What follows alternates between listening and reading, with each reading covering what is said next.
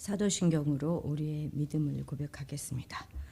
나는 전능하신 아버지 하나님 천지의 창조주를 믿습니다. 나는 그의 유일하신 아들 우리 주 예수 그리스도를 믿습니다. 그는 성령으로 잉태되어 동정녀 마리아에게서 나시고 본디오 빌라도에게 고난을 받아 십자가에 못 박혀 죽으시고 장사된 지 사흘 만에 죽은 자 가운데서 다시 살아나셨으며 하늘에 오르시어 전능하신 아버지 하나님 우편에 앉아 계시다가 거기로부터 살아있는 자와 죽은 자를 심판하러 오십니다. 나는 성령을 믿으며 거룩한 공교회와 성도의 교제와 죄를 용서받는 것과 몸의 1장 1절부터 19절까지 제가 먼저 읽습니다. 내가 또 메대 사람 다리오 원년에 일어나 그를 도와서 그를 강하게 한 일이 있었느니라. 이제 내가 참된 것을 내게 보이리라.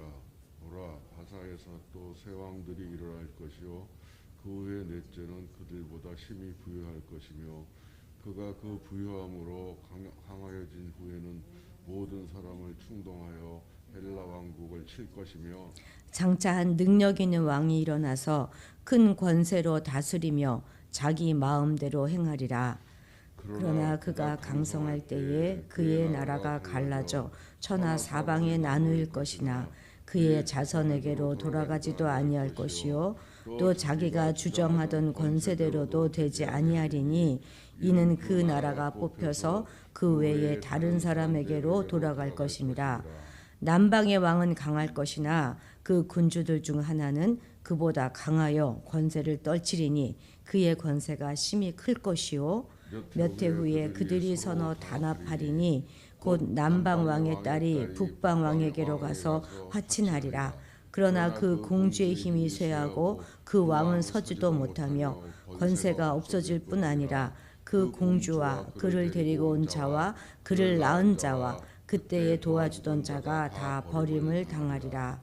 그러나 그 공주의 본 족속에게서 난 자 중에 한 사람이 왕위를 이어 그 권세를 받아 북방 왕의 군대를 치러 와서 그의 성에 들어가서 그들을 쳐서 이기고 그 신들과 부어 만든 우상들과 은과 금의 아름다운 그릇들은 다 누락하여 애굽으로 가져갈 것이요 몇 해 동안은 그가 북방 왕을 치지 아니하리라.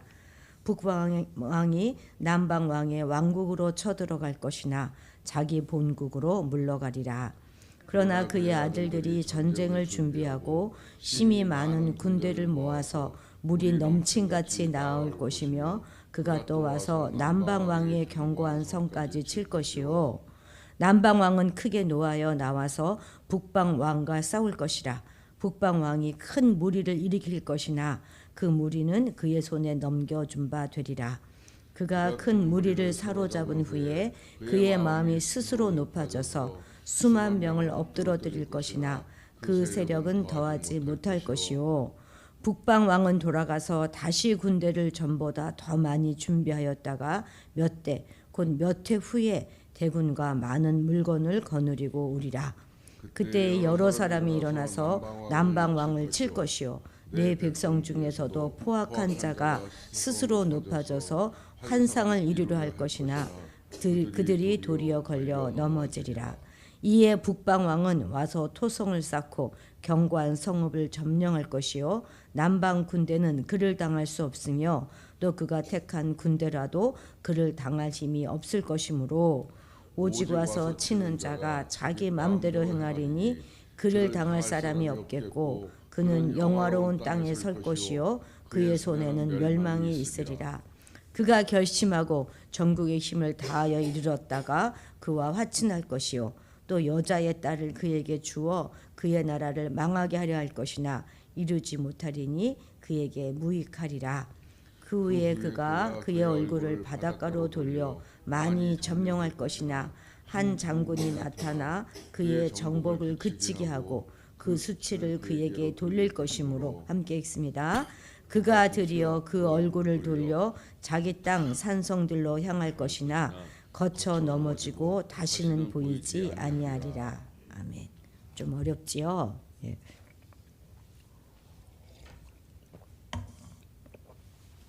이제 오늘 본문은 페르시아 그때부터 시작을 해서 이제 알렉산더 이후에 셀루쿠스 왕조에 이르기까지의 역사를 예언하는 그런 예언의 형식으로 지금 전달하고 있습니다. 그런데 이 본문은 단순히 일어난 일을 말하고 있는 것은 아닙니다. 일어난 일을 통해서 진리를 드러내 보여주고 있고 하나님의 주권과 또 그분이 세상을 다스리고 있음을 우리에게 말해주고 있습니다. 이것을 통해서 현재는 물론이고 앞으로 일어날 모든 일의 주권도 하나님께 있다 하는 것을 보여주고 있습니다. 우리는 신앙의 눈으로 이 세속의 역사들을 평가하는 그런 믿음의 안목을 이런 본문을 통해서 배울 수 있는 것입니다. 2절에 보면 바사, 그러니까 페르시아죠. 페르시아에 일어난 네 왕에 관하여 이야기하고 있습니다. PPT 좀 보여주세요.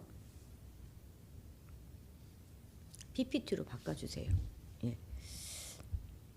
예, 이 고레스, 페르시아에는 고레스 왕 이후에 10명의 왕이 이제 있었는데 그 중에 4명의 왕만 지금 언급하고 있어요. 누구냐면 이제 이 퀴로스가 고레스죠. 그러니까 역사에는 퀴로스라고 기록되어져 있지만 성경에는 고레스라고 기록되어져 있습니다. 그리고 요 다리오 왕, 또 크세르크세스 왕은 이제 아하수에로 왕이다 이렇게 성경에 나오고 있고 아닥크세르크세스 1세 이 사람은 아닥사스다 왕, 요 4명의 왕 이제 넷째. 그런데 넷째는 그들보다 심히 부유할 것이다 2절에 그렇게 되어 있죠. 그래서 이 아닥사스다 왕, 또 일부 성경학자는 이 아닥사스다가 아니라 진짜 네 번째 왕인 다리오 왕이다 이렇게 말하는 사람도 있는데 이제 어쨌든 이 넷째 왕에 관하여는 특별히 큰 재물을 모아서 강력해진 후에 헬라 왕국, 그러니까 그리스를 칠 것이다 이렇게 예언하고 있는 것입니다. 다리오도 그리스를 쳤고 또 아닥사스다 왕도 그리스랑 전쟁을 했거든요. 실제로 이제 이와 같은 일이 역사상 일어난 거예요.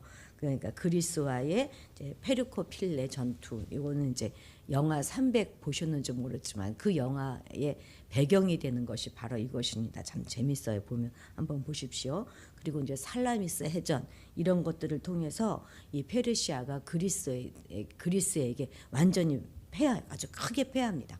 그리고 그 후에 굉장히 국력이 극도로 저하돼서 결국은 이제 그 뒤에 일어난 헬라 제국의 그리스에게 멸망하게 되는 것이죠. 3절에 보면 장차한 능력 있는 왕이 일어난다 했는데 이가 바로 이 알렉산더 왕입니다.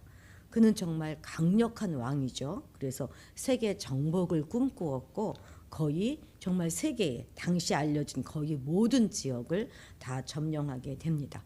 그런데 정말 그는 자신의 후계자도 지명하지 못하고 4절에 있는 그대로 그가 강성할 그때에 33살 그 나이에 갑자기 죽고 맙니다. 그에게는 이제 유복자도 있었고 또 이복 동생도 있었는데 이들이 모두 다 암살당한 후여서 그 알렉산더의 적통이 다 뿌리째 다 뽑혀보고 제거버린 거예요. 그래서 이 4절 말씀 그대로 그 나라가 뽑혀서 그 외에 다른 사람, 자기 혈통이 아닌 다른 사람에게 돌아가게 됩니다.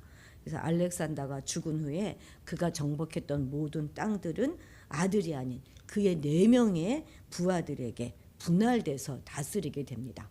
뭐 카산드로스, 뭐 셀루쿠스 다 그 장군 4명의 그 장수들이거든요. 그런데 이 중에서 이제 다른 데는 뭐 우리가 알 거 없고 저기 뭐 그린색이나 붉은색 쪽은 다른 사람이 점령한 것이니까 유대의 위쪽에 있었던 이제 셀루쿠스 왕조와 셀루쿠스와 프톨레미 요 두 사람이 굉장히 중요한데 여기 셀루쿠스와 여기 프톨레미 요 두 장군을 우리가 좀 유심히 봐야 됩니다. 이쪽 유대의 위쪽 시리아 쪽을 차지한 그가 셀루쿠스인데 그 셀루쿠스는 셀루쿠스 왕조를 여기에 세웁니다. 그리고 유대의 남쪽인 애굽 지역에는 톨레미 또는 프톨레미 이렇게 부르기도 해요. 이 사람이 왕조를 세우는데 그게 이제 프톨레미 왕조가 되는 것입니다. 다니엘서에서 계속적으로 북방왕, 남방왕 우리 지금 오늘 읽은 데도 나오지 않습니까? 이 북방왕은 이 셀루쿠스 왕과 그 왕조들을 말하는 것이고 남방왕은 이 애굽 쪽에 있는 프톨레미 왕조들을 말하는 것입니다. 저는 이걸 공부할 때 셀프 이렇게 외웠어요. 위쪽이 셀, 아래가 푸. 이렇게 외우기 좀 쉽죠. 위에가 셀루쿠스, 밑에가 프톨레미 이렇게 됩니다. 요 두 나라는요, 유다를 가운데 두고 계속 전쟁을 했어요. 150년 동안. 그러니 어떤 일이 이제 벌어지겠습니까? 두 나라가 전쟁을 하게 되면 이제 위에서 아래에서 위로 올라가거나 위에서 내려와야 되겠죠. 그러면 반드시 유다를 거쳐야 되는 것이에요. 고래 싸움에 새우등 터진다 하는 말이 바로 이런 말인 것입니다. 어떤 둘이 이제 이렇게 막 전쟁을 할 때는 유다가 가운데서 유린을 당하고 짓밟히게 돼요. 승리하는 쪽에 지배를 받게 되기도 하고 또 진 쪽에 화풀이를 당하게 되기도 합니다. 그리고 또 어떤 경우에는 이제 그 셀루쿠스 왕조가 로마에게 대들다가 져가지고 전쟁 배당금을 거기에 지불하게 됐을 때는 그 전쟁 배당금을 이 유다에서 전부 마련해서 가져가기도 했습니다. 150년에 걸쳐서 4번에서 5번 정도의 전쟁이 있었으니까 얼마나 이 이스라엘이 유다가 힘들고 어려웠을지 우리가 짐작해 볼 수 있습니다. 그래서 예수님이 땅속에 묻힌 보화의 비유를 하신 거예요. 이들이 하도 전쟁이 많으니까 그 보화들을 땅속에 묻어 놓는 거예요. 그런데 그가 이제 전쟁을 통해 엄청 많은 사람이 죽었을 거 아닙니까? 죽게 되면 그 보화의 임자가 없어졌죠. 그럼 누군가 다른 사람이 그 땅을 갈다가 보화를 발견하게 되는 일이 이 당시에는 종종 있었던 것입니다. 그래서 이제 그 예수님이 그런 비유를 말씀하셨던 것이죠. 오늘 본문도 이 북방왕과 남방왕의 여러 차례에 걸친 전쟁 이야기인데 이제 집에서 좀 찬찬히 다시 한번 읽어보시면 조금 이해가 될 것입니다. 북방왕은 여기고 남방왕은 여기구나. 그것만 알고 계셔도. 자, 우리 12절 같이 한번 읽겠습니다. 시작. 그가 큰 무리를 사로잡은 후에 그의 마음이 스스로 높아져서 수만 명을 엎드러뜨릴 것이나 그 세력은 더하지 못할 것이요. 아멘. 지금 요 그가 누구냐면 남방왕을 말하는 거예요. 처음에는 이제 이렇게 셀루쿠스와 프톨레미가 거기를 차지하고 난 다음에 처음에 남방 쪽에 애굽 쪽의 세력이 강했어요. 그래서 애굽 쪽에서 먼저 유다를 점령하게 됩니다. 그런데 이제 그 왕의 구체적인 이름은 우리가 머리가 아프니까 이제 뭐 굳이 알아둘 필요가 없고요. 이제 그냥 남방 왕이라고 우리가 말합시다. 이 남방 왕이 이제 그 시리아 셀루쿠스 왕조의 안티오쿠스 3세. 이 안티오쿠스 3세 이름은 조금 우리가 기억해둘 필요가 있어요. 안티오쿠스 3세 왕을 물리치고 유다의 팔레스타인을 차지하게 됩니다. 근데 그로 인해서 이가 굉장히 교만해져요. 그 앞에 6절부터 쭉 그 이야기가 지금 이 프톨레미가 이 유다를 차지하게 된 그 이야기예요. 딸을 보내서 그런 이야기니까 한번 이제 좀 읽어보시고 이제 아무튼 차지하고 난 다음에 굉장히 교만해지게 됩니다. 그래서 자신을 막 신격화시키고요. 또 예루살렘에 가서 대제사장이 딱 1년에 한 번 들어갈 수 있는 지성소를 막 들어가려고 하는데 그때 갑자기 알 수 없는 이유로 말문이 막히면서 이가 기절하게 돼요. 그래서 그냥 본국으로 급하게 후송하게 되었습니다. 근데 본국에 돌아와서 가만 생각하니까 자신이 이렇게 된 것은 유대인들이 마술을 걸었기 때문이다. 이렇게 생각하고 애굽에 거주하는 유대인들을 막 핍박하기 시작하고 그들에게 애굽의 신을 숭배할 것을 강요하게 됩니다. 근데 이제 이런 말들을 이제 자기네 신을 숭배하라 하는 이야기들을 유대인들이 말을 듣지 않을 거 아니겠습니까? 그러니까 그 애굽에 거하고 있었던 유대인들을 4만 명 가량을 학살합니다. 이 당시는 굉장히 유대인들이 애굽에 많이 내려와 살고 있었어요. 왜냐하면 유다가 멸망할 때 그때 많은 사람들이 이제 막 다 이쪽으로 이주하고 내려온 거예요. 그래서 우리가 잘 알고 있는 그 성경 번역 중에 70인 번역이 이 애굽에서 이루어져요. 알렉산드리아 도시에서. 그럴 만큼 제사장들도 많이 살고 있었고 굉장히 많은 사람들이 살고 있었는데 4만 명가량을 학살하는 그런 만행을 저지르게 되는 것입니다. 그런데 이렇게 막 끝없는 세력을 과시할 것만 같았던 이 남방왕이 정말 알 수 없는 이유로 갑작스럽게 죽음을 맞이하게 되지요. 그런데 이것은 우연히 일어난 일이 아닌 것입니다. 12절에도 나오고 있잖아요. 수만 명을 엎드러뜨릴 것이나 그 세력은 더하지 못할 것이다. 이제 이것이 그 말에 대한 예언인 것입니다. 자신을 스스로 높이고 신격화시켰던 왕의 죽음은 우리가 이미 읽은 그 예언의 말씀 12절의 말씀에 있었던 것처럼 분명 하나님의 섭리로 말미암은 것입니다. 즉 하나님께서는 교만한 자를 미워하시고 대적하심으로 말미암아 그를 낮추신 것이죠. 누구든지 스스로 높이는 자 그는 반드시 낮아지게 되어 있습니다. 여러분 우리는 오늘 형통했다고 여겨질 때 또 성공했다고 여겨질 때 우리가 어떻게 처신해야 될 것인지를 깊이 숙고해 보아야 할 것입니다. 내가 리더로 세워졌을 때 내가 다른 사람들보다 돋보이게 되었을 때 우리는 더욱 그것이 하나님의 은혜라는 사실을 잊지 말아야 하는 것입니다. 정녕 하나님을 경외하는 이들은 세상적으로 성공하였다 해도 마음을 높이거나 교만에 사로잡히지 않습니다. 그 모든 것이 하나님께서 허락하신 것이다 하는 것을 잊지 않는 것이죠. 일시적으로 성공으로 교만에 빠진 자들에게 돌아오는 것은 영구적인 수치뿐이라는 사실을 오늘 우리 이 아침에 정말 깨달아야 할 것입니다.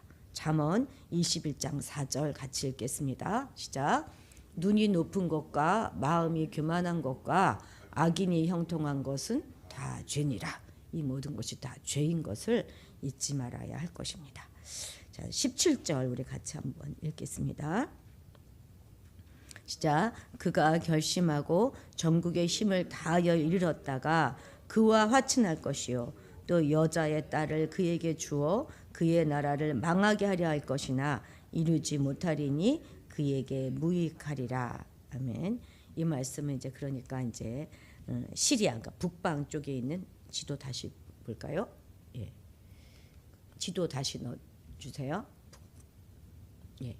북방 쪽에 있는 안티오쿠스 3세 왕이 애굽을 먹어치우려고 이번엔 했는데 그 계획이 결국 실패로 돌아갈 것이다 하는 그런 예언의 내용입니다. 17절에 여자의 딸이라고 했는데 이것이 무슨 얘기냐면 6절에 보면 남방 왕의 딸이 북방 왕으로 가서 이제 화친을 처음엔 했는데 그 딸의 후손이라는 거예요. 그 후손이라는 거예요. 그죠? 그래서 왜냐하면 그 7절에 보면 남방 왕의 딸의 그 공주의 본 족속에게서 애굽 족속이겠죠. 거기서 난 자 중에 한 사람이 왕위를 이어받게 돼요. 셀루쿠스 왕조에 화친하러 가서 왔던 그 공주의 그 후손이 왕이 되거든요. 그를 말하는 거예요.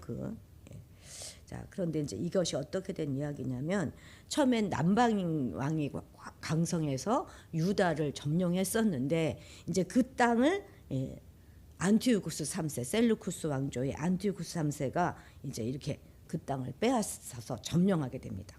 그런데 이는 굉장히 잔인한 왕이에요. 그런데 이제 이 안티오쿠스 3세가 그때 막 강력하게 부상하고 있던 로마의 간섭을 받고 압력을 받게 됩니다. 그러니까 이 안티오쿠스 3세가 이제 꾀를 낸 거예요. 어떤 꾀를 냈냐? 프톨레미 왕조와 결혼 동맹을 맺어서 로마의 간섭을 피하고 그리고 점차로 애굽을 먹어치우자 하는 그런 계략을 세우게 됩니다. 당시 이제 애굽 왕은 5살 정도밖에 안 되었어요. 그런데 자신의 12살 된 딸을 시집을 보내서 이 어린 왕을 조종하고 그래서 이제 애굽을 손에 넣으려는 계획을 세운 것입니다. 이 딸의 이름이 클레오파트라인데요. 우리가 잘 알고 있는 뭐 줄리어스 시저, 안티우스 뭐 이런 안토니우스와 관련된 애굽의 최후의 여왕 클레오파트라하고는 이름만 같은 다른 사람이에요. 근데 이 클레오파트라가 5살 된 애굽 왕에게 시집을 간 뒤에 그 애굽 왕 어린 애굽 왕한테 연민을 느끼고 그걸 굉장히 불쌍히 여기게 됩니다. 그러니까 모성애가 발동하게 된 거예요. 자기는 12살이니까. 그래서 이제 아버지의 소원대로 움직이지 않고 오히려 이 톨레미 왕조를 위해서 헌신을 다하고 그 왕을 위해서 그 왕국을 위해서 자신을 바칩니다. 그 아버지의 소원대로 움직여지지 않고 오히려 도리어 아버지를 대적하게 된 것이에요. 그래서 결국 딸을 이용하여서 애굽을 손에 넣으려고 했던 이 안티오쿠스 3세의 계획도 실패로 돌아가게 됩니다. 그 거기 우리 17절 읽어보면 그 여자의 딸을 그에게 주어서 그 나라를 망하게 하려고 했는데 이루지 못했다 하는 그 내용이 바로 이 내용인 것입니다. 만일 이 클레오파트라가 아버지의 계획대로 움직여주기만 했다면 애굽은 시리아의 수중에 들어가게 됐을 것입니다. 그러면 오늘날 세계 판도는 지금과 완전히 달라졌을 거예요. 그리고 이스라엘 운명도 달라졌겠죠. 가운데 유다가 있고 양쪽으로 이 셀루쿠스가 다 차지했다면 유다는 어떻게 됐겠습니까? 그러나 그의 계획은 인간적으로 보면 굉장히 최상의 것으로 여길 만한 것이었지만 결과적으로 실패하게 되고 말았습니다. 하나님께서는 시리아가 애굽을 정복하는 것을 원치 않으셨어요. 하나님의 계획은 로마가 세계를 제패하는 거였어요. 그래서 로마를 통해서 복음이 세계적으로 퍼져나가는 그것을 하나님이 계획하고 계신 것이었습니다. 그렇습니다. 하나님께서 허락하지 않은 계획은 이처럼 무용지물이 되고 마는 것입니다. 여러분들은 어떤 계획을 세우고 계십니까? 그 계획이 아무리 훌륭하고 완벽한 그런 계획처럼 보일지라도 하나님의 뜻에 부합하지 않는 것은 결국 서지 못하게 될 것입니다.